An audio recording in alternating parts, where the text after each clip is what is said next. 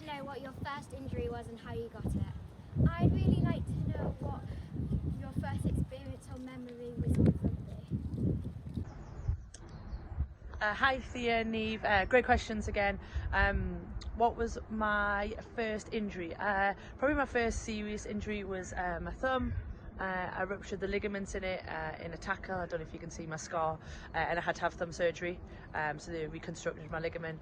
For me, I've had a really lucky career and I haven't had too many serious injuries over the time, but my thumb was in a cast for about 3 weeks, and then it took me about 12 weeks to get back to rugby.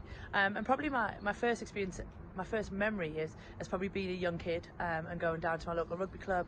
I loved being involved and I really enjoyed kind of being in the mud, but also getting hot dogs afterwards.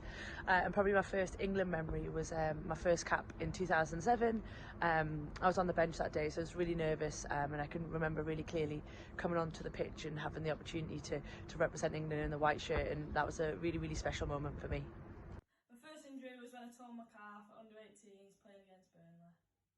My first rugby memory was Sundays down at my local club, Selkirk Mini Rhinos, playing mainly with the boys, but there was quite a few girls involved, which was good.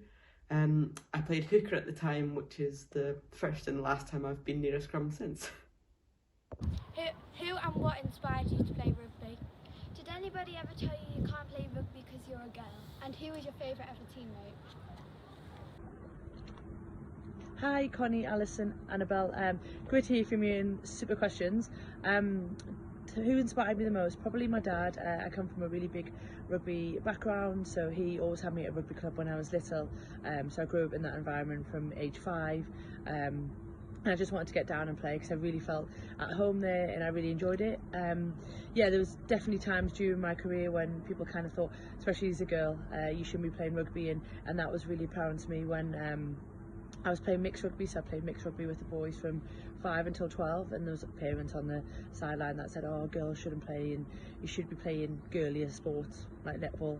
And for me, that just probably made me more determined to go on and succeed and prove them wrong. And I think your final question was for who my best teammate is. Probably Emily Scarrett. She was my roomie for the majority of my time when I was playing with England. She's a good girl, makes great cups of tea and always had chocolate in her bag. Hi everyone, I'm Beth and I play for the Sale Sharks women's team. And the question that I've been asked to answer is who and what inspired me to play rugby. So I'll start with who. My granddad is the person who inspired me to start playing rugby. He was a scrum half for our local rugby club and he was always a massive encourager of mine, and he was so happy when I took it up. That rugby was just always on in the house, trying to learn things, trying to practice my ball catching, my ball handling, things like that.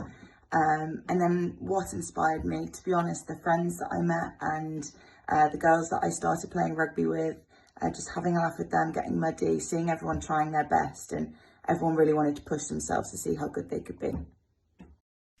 So many people have told me that I can't play rugby because I'm a girl and that I won't be successful as a female rugby player.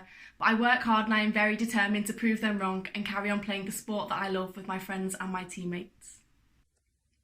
Who's your favourite teammate to play with and why? I'd probably say my favourite teammate to play with is Beth Stafford, the captain. She always leads from the front, is a real inspiration on the pitch and is one of the hardest working people and players that I know.